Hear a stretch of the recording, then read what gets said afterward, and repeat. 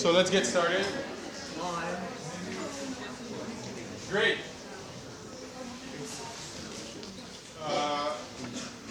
Recap from last time. Definition. The order of an element G in G is the smallest strictly positive integer n in n if it exists, such that g to the n is equal to eg. Now, what is g to the n here? G to the n is just g, circle g, circle g, circle g, n times, yeah. Okay? Just do operation, apply to n times, yeah? This is g to the n. This is a notation. Now, if the operation is addition, it's an addition.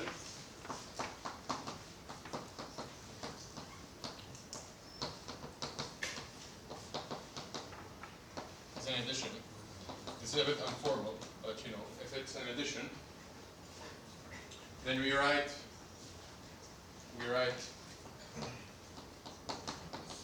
ng as g to the n. Okay? G plus g plus g plus g plus g n times. What does it mean? It's n times g, right? Okay, great. Let's give a small example.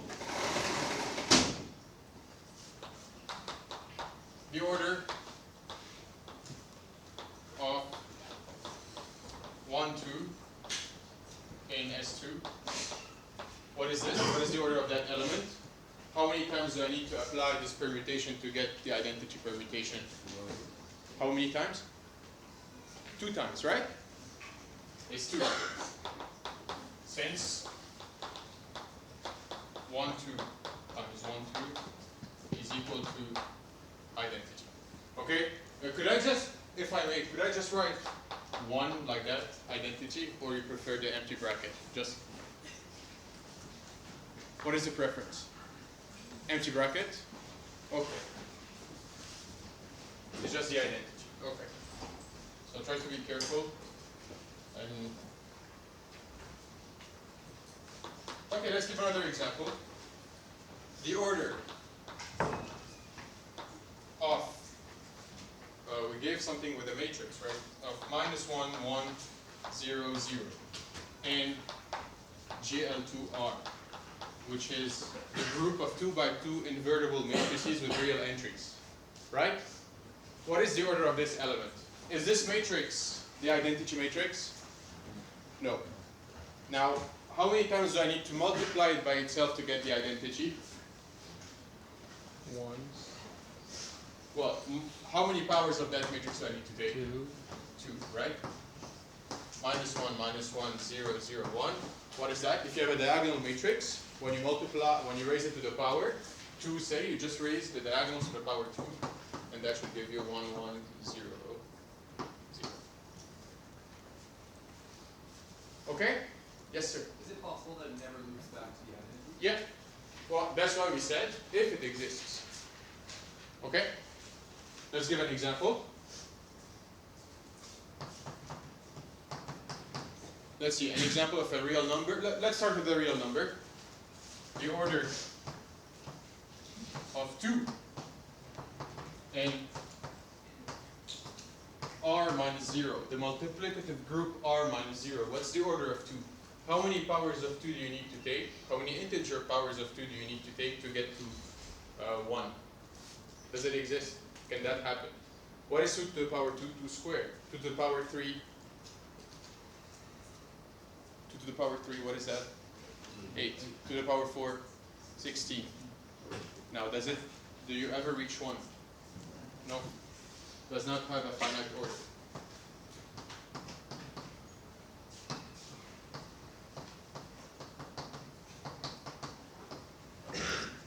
Okay, let's give another example.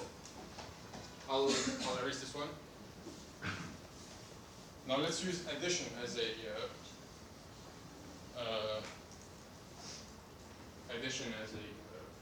proof operation. The order of 1 in Z. 1, how many times do you need to add it to itself to get 0? Can that happen? 1. Oh, the order of 2 in R does not have a finite order. That's not English. 2 in R does not have a finite order. In R star does not have a finite order. Okay? You could say the order of 2 is not finite. Yeah, the order of 2 is not finite, but erasing this is just easier. Yeah. Yes, sir? So normally we do need to specify what group it's in, right? Definitely, yeah, exactly. The order of an element in a group, right? Under a specific operation. What's the order of 1 in Z? What is the operation in Z? I mean, Z, the operation is plus, right? How many times do you need to add 1 to itself to get 0, if that's possible, or is that not possible? It's not possible. Yeah, it's infinite. Okay? Okay. Now the order of, let's see, of the class of 3 in U5, what is that?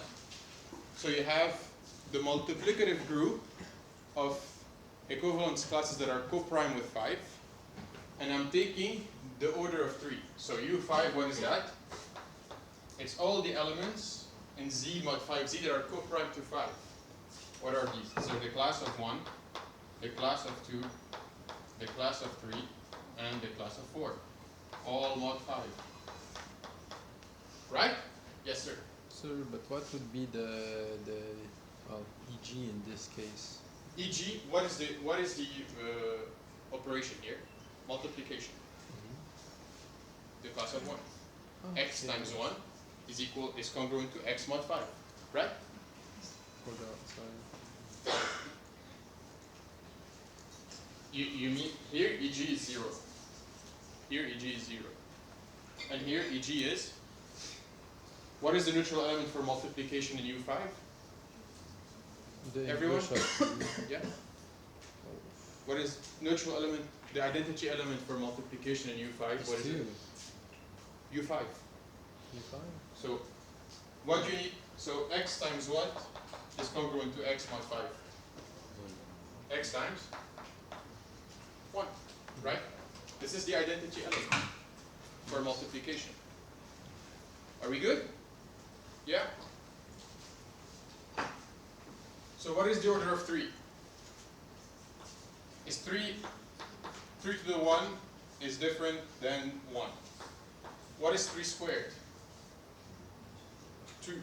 Well, it's 9, which is equal to 4. Agree or not? What is 3 cubed? 3 cubed is 3 squared times 3, which is 4 times 3, which is 12, which is equal to 2. Mod 5. I'm working mod 5. Agree or not?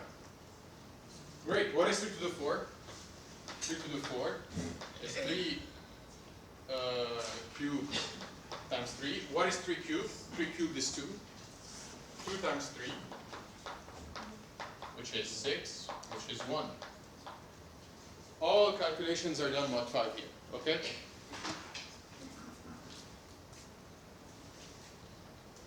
Are we good? What is the order of 3 in U5? The order of 3 in U5 is, how many powers of 3 do you need to take to get 1? Someone? 4. Is 4. Are we good here? Yes or no? More examples? Should we give more examples, or that's okay? More examples. Let's do like a few more examples. It's just a calculation. You just have to take the powers of the element and see if you hit the identity. Let's do one more. The order of, let's say, 4 and Z mod 8Z. the class of 4 in Z mod 8Z. The class of 4. What is the operation in Z mod 8Z? It's Addition. addition. What is the neutral element for addition in Z mod 8Z? 0. Yeah, what is it? 0, the class of 0. How many times I need to add 4 to itself to get 0? Is 4 equal to 0 in Z mod 8Z? Is 4 plus 4 equal to 0 in Z mod 8Z? Is 2. Since 4 is different than 0, but 4 plus 4 is equal to 0. Okay? Are we good here? Any more questions? Yes, sir. I think understand why the order of 1 in Z is infinite. Why the order of 1 in Z plus is infinite? So what is the operation in Z? Addition. What is the neutral element for addition? 0. How many times do you need to add 1 to itself to get 0? Can you? Okay. It doesn't happen. So we say it has infinite order. It doesn't exist. Infinite, yeah. Does not have a finite order. I think it was a more accurate statement. Does not have a finite order or is infinite. Okay? Yeah? Well, are we good? Yeah. Yes, sir. Yeah, how do we know that addition is the operation on Z? This is Z. I mean, Z is a group with respect to addition. Okay. Right? Multiplication, it doesn't make it a group because you have 0, right? Okay. It doesn't, yeah. 0 times anything, 0 does not have a multiplicative inverse. Okay? I mean, usually these Z mod n, and UN, GL2R, these are assumed that you know what the group operation is. I mean, technically I should specify every time, but it's a convention, just that Z mod NZ is addition, UN is multiplication, GL2R is matrix multiplication. Okay? Yes? Is there a quick way to find the order, or just have to go? Some, well, we'll see now. We'll see. That's a good question. Is there a quick way to find the order? Do I have to go through all of these? The answer is yes, and we'll see this later. Okay, yes? No question. Okay, let's do one more example. The order of 3 and oh man, that's the big one.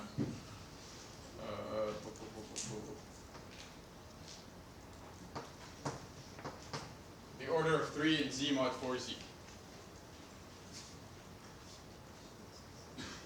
Z mod 4Z is with respect to addition. How many times do I need to add 3 to itself, the minimal number of times to get 0? So is 3 equal to 0? 3 plus 3, is it equal to 0? It's 6, it's 2, is it equal to 0? Yes or no? No. 3 plus 3 plus 3, it's 9, which is equal to 5, which is equal to 1, is it 0? 3 plus 3 plus 3 plus 3, is it equal to 0? Yeah. It is. What is the order of 3? In Z mod 4, what is it? 4. Very good. Okay? You can also say that 3 is equal to minus 1. And the order of minus 1 is just 4. Okay? Are we good here? Yes? Clarify the group under Z and Z. Is addition. And Always. the group under U and is U. is Pardon? the group under U5 is Multiplication. and Exactly. U5 only refers to those that are prime. Prime with 5. Exactly. I mean, you know, I pick a prime number 5. Let me pick a U6, for example. The order of, or let's, the order of 5 and U8. What is U8? It's all the elements of Z mod NZ that are co-prime with 8. What are they? Is 1 in there? Is 1 co-prime with 8? 2, is it co-prime with 8? 3, Yes. 4, No. 5, Yes. 6, No. and 7. Yes. Okay, so it's 1, 3, 5, 7. Should I write the brackets? Is it better if I write the brackets, or it's okay? Should I write the brackets? I mean, 8.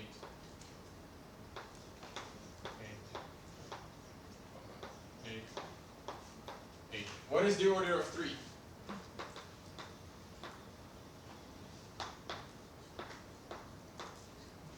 So, is 3 equal to, what is the identity here? Which element is the identity? This group under multiplication. What is the identity? 1. Is 3 equal to 1? No. Is 3 squared equal to 1? Yeah. 3 squared is 9, which is equal to 1. Which means that the order of 3 mod 8 is. Okay? Are we good? Any more questions on this? Any questions, please don't hesitate to ask. Yeah, you wanted to ask? Oh. Yes? Could you just explain again why the order of 3 equals 2? Is 2. So, what is the identity element here? 1. What is the operation? Multiplication. Is 3 equal to 1? So the order of 3 is not 1. Is 3 times 3 equal to 1? 3 times 3 is 9. Is it equal to 1 in U8? Mod 8 is 9 equal to 1? Yeah. So 3 squared is congruent to 1. Okay? Are we good here? That's good? Great. Now, let's give another example. Well, let's give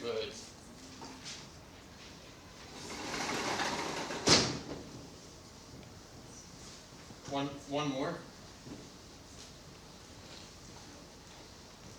The order of, let's see, 1, 2, 3, 4. What is it? In S4, what is the order of 1, 2, 3, 4? The lengths, if you have a cycle, a bijection, which is a cycle of length m, what is its order? Is m. In this case, what is the order of this one? 4. Should I do all the calculations, or that's okay? Do it. Is 4. Okay, let's do it. What is 1, 2, 3, 4? 1, 2, 3, 4 is different than the identity. Now 1, 2, 3, 4 squared. What is that? Let's see, 1 goes to 3, and 2 goes to 4. Now 1, 2, 3, 4 cubed, what is that? Cubed.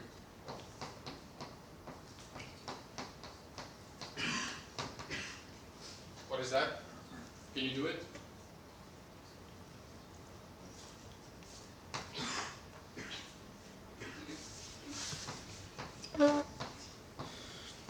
Right? Yeah? You see that?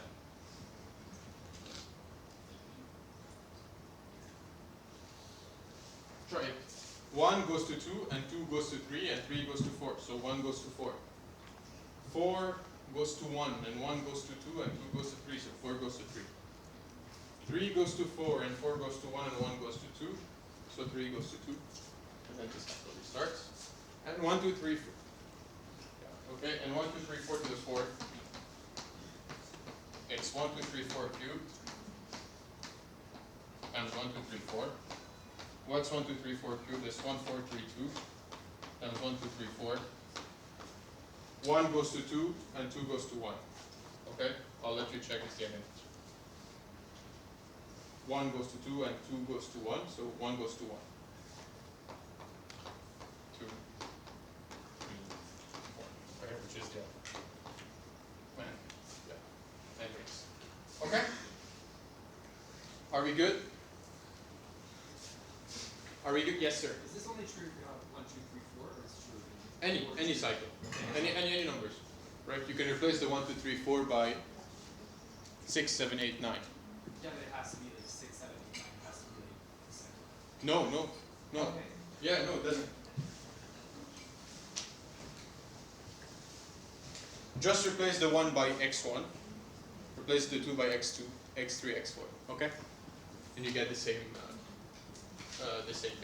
Okay, so the order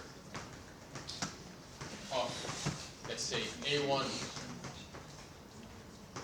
A2, AK in Sn is K. Okay? What's the order of the cycle 1, 3, 5, 6, 7? What is the order of that? 5, right? Okay, great, awesome. Are we good with orders now? Any questions on this? Yes, sir. I understand the words of the Lola, Here? This one? So, I got the third power here, right? I need the fourth one. The fourth one is the cube times itself. Now the cube, you have it from upstairs. It's 1432 times this one. So 1234 cubed is 1432. 1234 is 1234. Multiply them, you get the identity. 1 goes to 2, and 2 goes back to 1. So 1 goes to 1. 2 goes to 3, and 3 goes back to 2. So 2 goes to 2, and so on.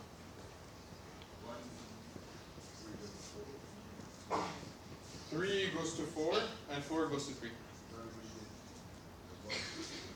So 1 goes to 2, and 2 goes to 1. So 1 will go to 1.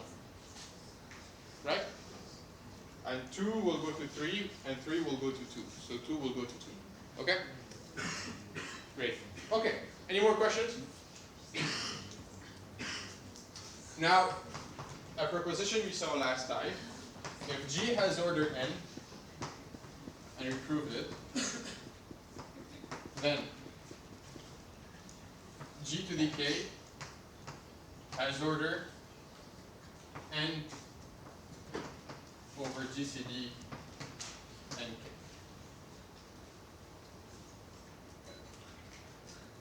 Okay? If G has order n, then G to the k has order GCD n k. I mean, let's give an example, and let's check whether this is true.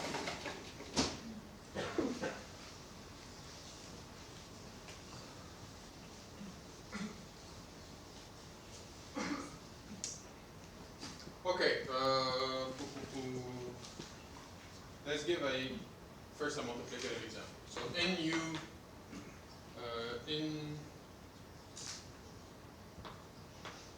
U5, we saw that 3 has order 4, right? Agree or not? You remember this? So what did we do? We took 3 is equal to 1. 3 is different than 1. 3 squared is equal to 9, which is equal to 4. Right? 3 cubed is equal to what? To 12, which is equal to 2. And 3 to the 4 is equal to 1. Right? We did this. Now, order of 3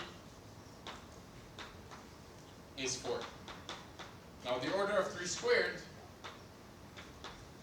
according to the formula, should be the order of 3, which is n, is 4, divided by the GCD of 4 and 2.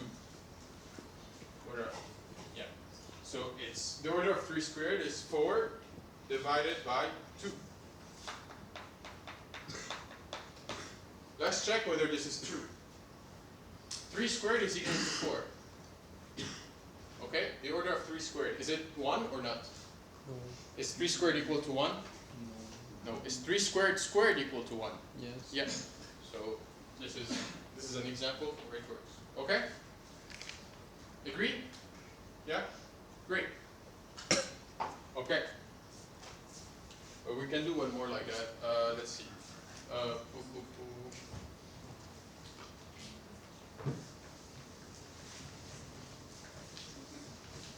Can you do one where the power is not strictly a multiple, no, a Yeah, divisor of a... Yeah, of sure.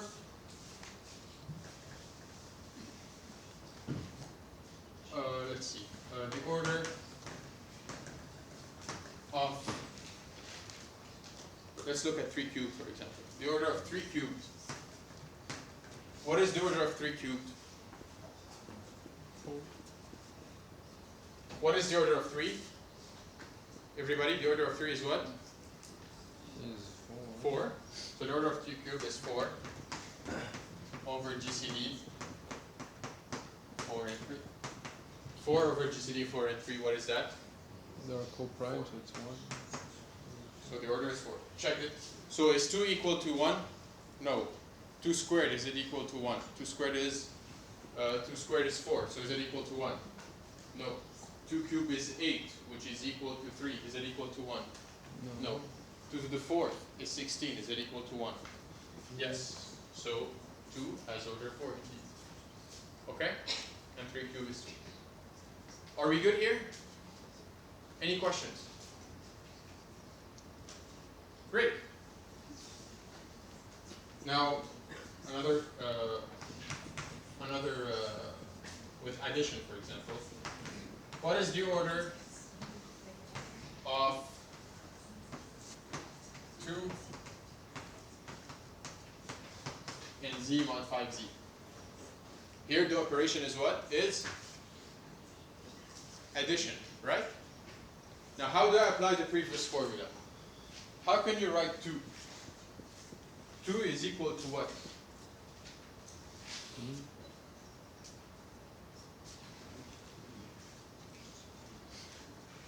How do you find that? If I write 2 is equal to 1 plus 1.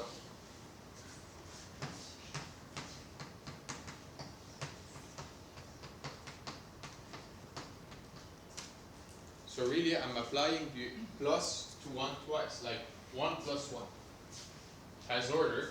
And 1, what is the order of 1 in z mod 5z? How many times do you need to add 1 to itself to get? Just one time. Z mod 5z is addition. How many times do you need to add 1 to itself to get 0? Oh, 5, right? Are we good? Everybody? Has order. 5 divided by GCD.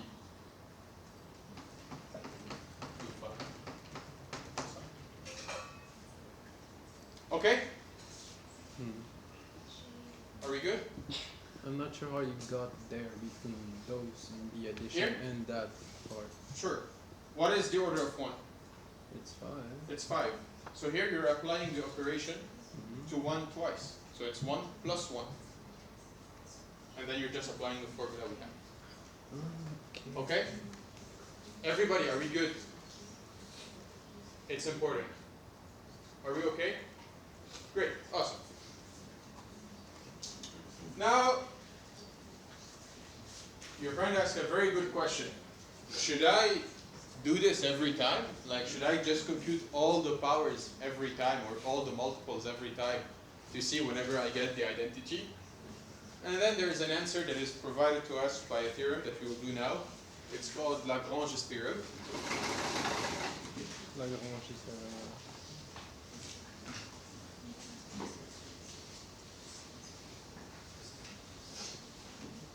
Lagrange's theorem. This is, I think, an important theorem in group theory. Lagrange's theorem. What does this theorem say? It says that if you have a subgroup of a finite group G, then the number of elements in the subgroup must divide the number of elements of the group. Okay? So let G be a finite group. I'll state it. Let G be a finite group.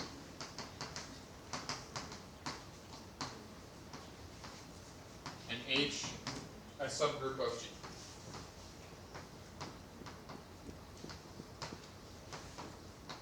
Then you use this notation for cardinality. Have you ever used this? Yes. Absolute value? Yeah. The cardinality of H divides the cardinality of G. In particular, for a consequence, let's say, or corollary. Well, we'll do the corollary later. Okay? Let's prove this. Now this is a long, well, it's not a very long proof, but it's still a long proof. Okay? We'll start proving this.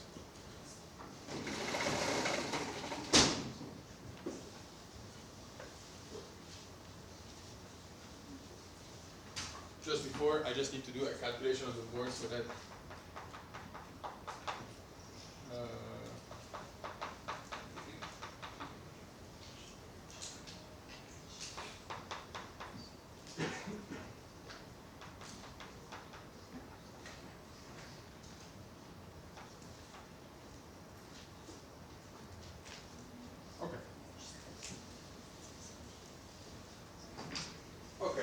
Now, let's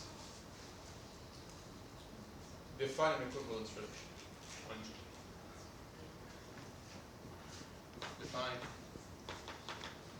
the following relation on G. Judson, the book, does it in a different way. The textbook does it in a different way. Here, I'll do it through equivalence relations. Okay? Define following relation. We say that x is related to y if y inverse x belongs to h.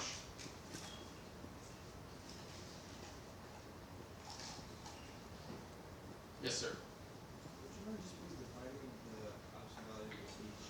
Oh, the absolute value is just the number of elements. Absolute value of h, number elements h. Okay, cardinality. Did you ever see the word cardinality? Okay, so the number of elements of h. Do you denote it this way, cardinality and analysis? Okay. Yes. Okay, great. We say that x is related to y if y inverse x belongs to h. Claim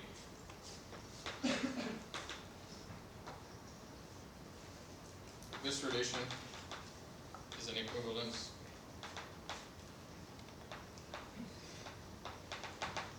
relation.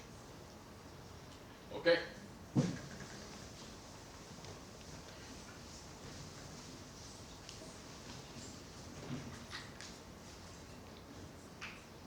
What do I need to check? I need to check to show something is an equivalence relation. How many properties do I need to check? 3. 3. What is the first one? Reflexivity. Reflexivity. Let x be G. Does x inverse x belong to H or not? Yes. H is a subgroup, so H contains the identity element. So x inverse H, which is the identity, belongs to H, since H is a subgroup of G. 2. What is the second one? Symmetry.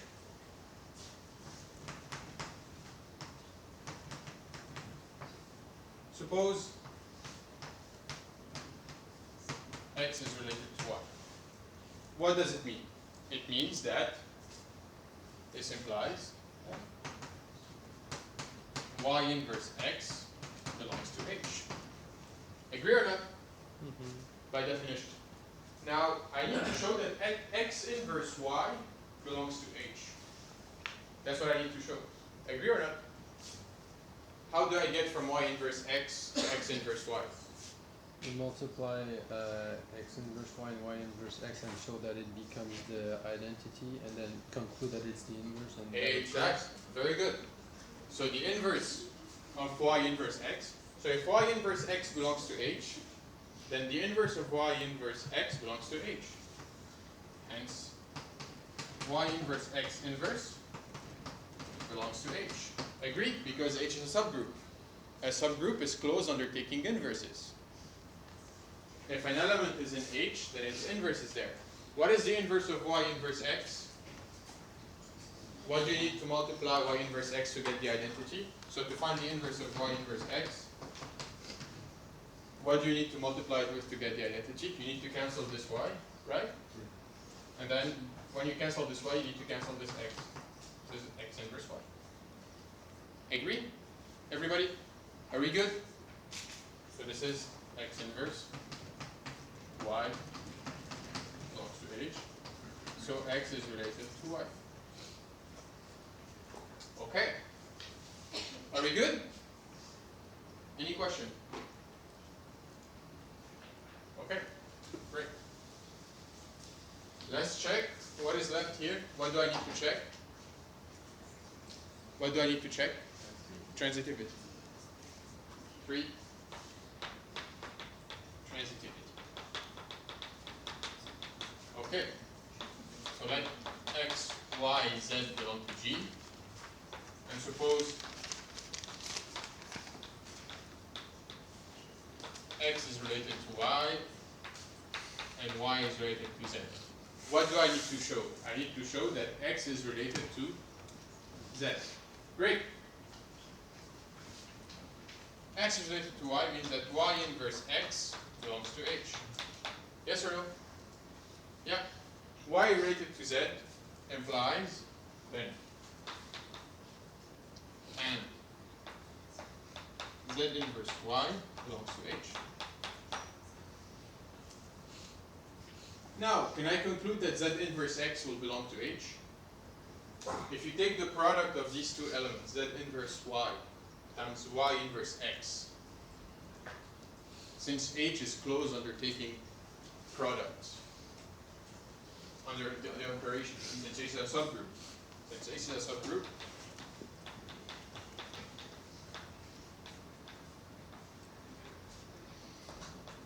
z inverse y. Oh man, I just forgot to put the circles everywhere. But that's okay. I will not do it now. Okay? It makes sense though, right? But okay? Yeah, I will not do it now. That's z inverse x belongs to h. So z is related, so x is related to z.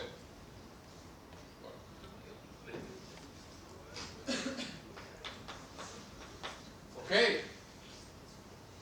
Now I have that this relation is an equivalence relation. Great. Then what can I say? What can I say if I have an equivalence relation? There's a bijection. Bijection between what and what? Or what does it induce? You know. Someone else? An equivalence relation. What do I have after an equivalence relation? Joanna, yes? Permutation of your Into? This joint? Yeah, into equivalence classes. Very good. Hence?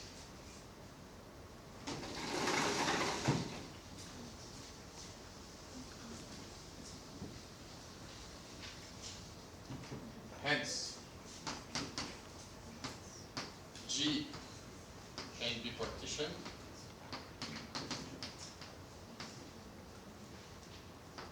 into the equivalence classes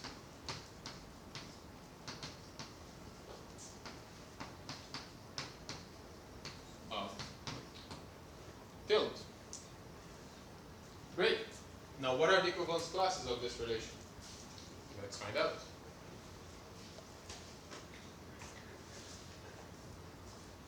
Are we good? Yeah? So far so good, or is it a bit fast? No, it's okay. I think It's a bit counterintuitive, but It's- it it's- works. yeah, it's counterintuitive. I mean, a lot of these things, it's out of nowhere. Yeah. You know, you just define an equivalence relation, the equivalence classes are there, you play a bit with the equivalence classes, and you get a theorem. Okay? That's I mean, on your next homework, I will give you something like that. Okay? But the thing is that I guide you. I tell you, do this, then do this, then do this, then do this, then do this, then do this. It's like 6 questions, but one after the other. And then there are a few questions that I tell you not to do. I tell you just will not be graded. So if you wish not to do it, then you're allowed not to do it. Okay? I will tell you this will not. So I think I'll do this. Every homework, I'll tell you 2 or 3, like a question or 2 that won't be graded. And I will tell you a question or 2 that will be graded. Okay? And then the 2 others, it's by luck, you know? It might happen, it might not happen. Pardon me? Oh yeah, and there's something, sorry, yes, there's something, I should do that. So for the homework, suppose I give 10 homeworks on 400, let's say. Every homework is out of 40, and I give you on 400, it's out of 400.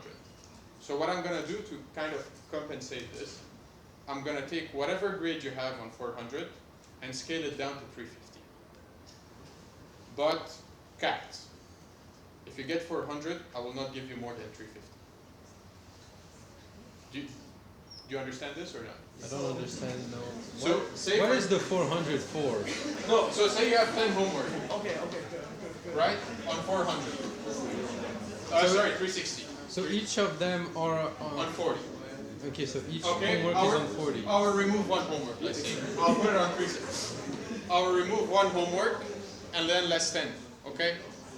So for example, let's say you have 9 homework. I give you 360, okay? I remove one homework, which is 40, and then I remove 10, so it's going to be on 310. It's to your benefit. So it's I don't 350 or 310? No, it depends if I give 10 or 9. Oh, no. That's it. Okay, so I remove one homework and then I remove 10. So 50 point less. Are 50 you point less. moving the optimal homework for which we'd lose the less points, or just random? No. I'm not doing that. I'm not removing the optimal homework. What I'm doing is that I'm allowing you not to hand in one. Yeah, but what if we hand in all the homeworks? What happens at that point? If guys, yeah. What if you hand in all All the homeworks. If you hand in all the homeworks and you get 400, it will be 360. Your max will be kept at 360. Yeah, but if you so what if you have one less point on one of the homeworks? So what matters is your total count of homework. So So it's better than dropping the. It's better than dropping the lowest. so at that point it's doing the minimum of your score in 360. So if So like it caps there. yeah, exactly. Okay, so we can get more, but it just gets down. Yeah, guess 360. Are we good with this, everyone? But so if we get exactly 360, we don't change the grade at that point. Yeah, it doesn't exactly. lower. Just, Exactly. It's not scaling. It's really just capping. I'm capping. Yeah, exactly. Okay. Yeah, What if like guys, please. what if Yeah. instead of like capping it at 360, I mean if you do cap it at 360, like can we get like extra credit or something? No, I said it's capped. It's. Are we good with this, everybody? I think it's better than. I wanted to drop the lowest homework, but I think this is better. Okay. Yeah, This is a bit better. mathematically it's similar, but it's Well, no, Uh, it's better. is it? It's better, but like 5 points maybe on average. But some people would be more happy with one than the other. Yeah, I mean, say if you get 9, I mean, you can check it. It's better. Okay. It's a different one. Great. So I allow you not to mess up. I allow you to not to hand in one homework and not be penalized for it. Yes. Or to mess up in one and still get the point. Yes. So yes, that's the second point. So on Tuesday, thank you for. On Tuesday from 6:30 to 7:30, in Burnside 12:05. It's more. I will. I mean, yesterday I should have done that, but I forgot to say. I'll be giving like an extra session, going over methods of proof, if you want to, or we can do some problems. Okay, just I'll take the textbook and solve some problems in the textbook. Okay. Burnside 12:05. Record. Oh, yeah, sure. I could try that. Yeah. Will this be like taking place at the time of office hours? No, it's after office hours. Oh, 5:30 to 6:30 office hours, and then 6:30 to 7:30 this session. Thursday? Yes, Tuesday. Yes. Tuesday. Yeah. Oh, Tuesday. Any question on this? Yes, sir. Is that every Tuesday? Every Tuesday. Okay. Yes. So your office hours will start at 5:30. Oh, did I have them at? Okay, yeah, at 5:30. Yeah. Okay, they'll start at 5:30. Thank you. Yeah. Oh, what's the room date and the room number? 1205. Burnside Hall 1205. Now there are not too many spots. There are like 50 spots in there. Okay. So we'll have to figure out a way. But as your friend suggested, I'll just record the class. Okay. Great. Anyways, great. We've had a good break here. Let's go back to this. And let's see what. And then in each homework, I'll be telling you. I'll be giving you like some help, which problems are not going to be graded, and 2 problems that are going to be graded. 2 questions that are going to be graded. Yes, sir. So you mentioned like did they make a semester that like one of these like Yeah, yeah. It might be from like the ones that were not graded. Yeah, at least one question that is not graded will be on your midterm. Okay? Yeah. So do that. Okay? Again, and for the midterm, a lot of people are asking me. Usually the midterm is just me checking that you have attended class and you have done the bare minimum. Just okay, so it's not anything very difficult. Okay? So it's something 50 minutes. But it's No at the- surprises. It's at the final that you show that you understand absolutely everything. Well, the final you have more material and it's a bit harder. So I'll and you have more time, right? You have 3 hours. So definitely it's going to be, the concepts are going to be more difficult. But the midterm, don't expect me to put the proof of Lagrange, for example. I can ask you for a small part, but not the entire thing. Yes? Are you going to do this math version of Homework 2? Yes, yeah. I mean, the corrected version, I mean, yeah, so I will release that tonight. Because, yeah, anyways. I'll just release that, okay? Tonight, or, all the homeworks will have solutions. That's not a, yes? So when is the midterm? Wednesday, October 30? No, I mean, Friday. Friday is the 25th. So, until the end of the Friday 25th lecture. Okay? Is that a lot? Do you have time to study for? I mean, we have 2 weeks midterm in one day, and then we also get like 28th. It's like 27th or 28th is also 242 midterm. So like. Okay, so let's say Wednesday 25th. If we stop at the week before, is that okay? So sorry, Friday 25th. Is it Friday 25th? Is Friday, right? So if we stop the midterm material on Friday the 18th, is that okay? Yeah. Okay. So we'll stop the midterm on Friday 18th. Okay.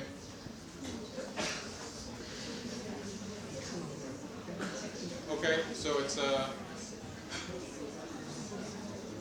yeah. Okay, great. I think we chatted for a bit too long. Okay, now what are the equivalence classes of TIL? What are the equivalence? Yeah. What are the equivalence classes of TIL? What are the classes of TIL? Well, let's see. What is the equivalent, guys? Please. What is the equivalence class of X?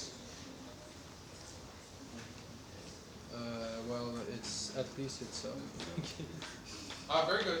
Very good. Yeah, of course. X. Yeah. So it's the set of Y in G such that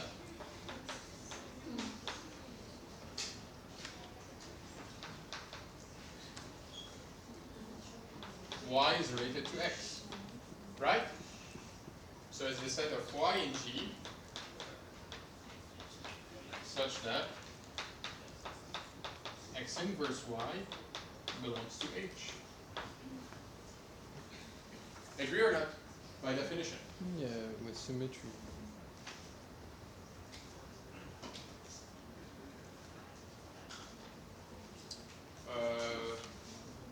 Sorry. Just let me. Y inverse X. It doesn't matter, right? Doesn't matter. No, right. Y inverse X. If I put Y inverse X, it doesn't matter, right? If X is related to Y, then Y is related to X. Yeah. It's just a nicer notation. The notation will be nicer. Okay. Now, what is this? So it's the set Y in G such that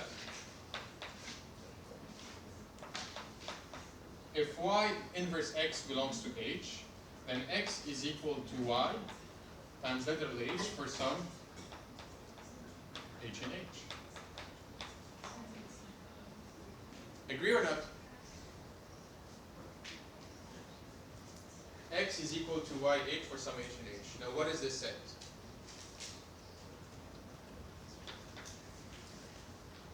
If you take the subgroup H and you multiply all of the elements by Y on the left, don't you get that this is the equivalence class? Oh man. Oh.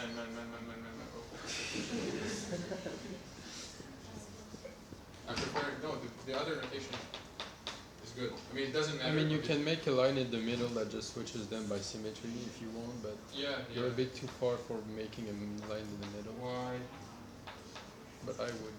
so X. So let's see, Y is XH, yeah. Y, doesn't matter, it's all the same, just this is a nicer notation. The notation will be nicer, okay? X and Y is equal to XH for some H and H.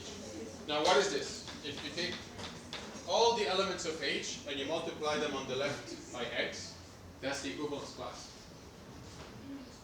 Right? So this is just the set XH as H is in H. You agree? So if you take all the elements of H and you multiply them by X on the left, then this is the equivalence class of X. Yes, sir? Can you re-explain why Y equals to XH for some H? I'm not sure to understand. Oh, that. okay, so X inverse Y belongs to H, right?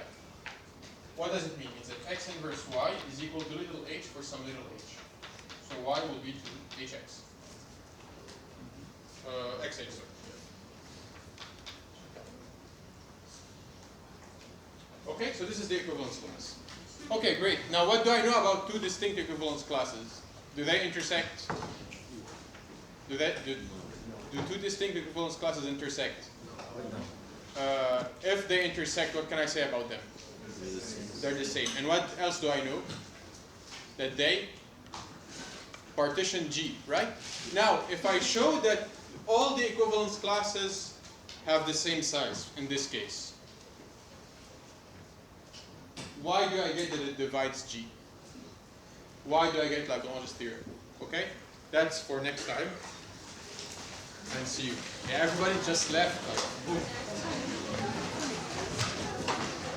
I have only 2 questions. Yes, sir.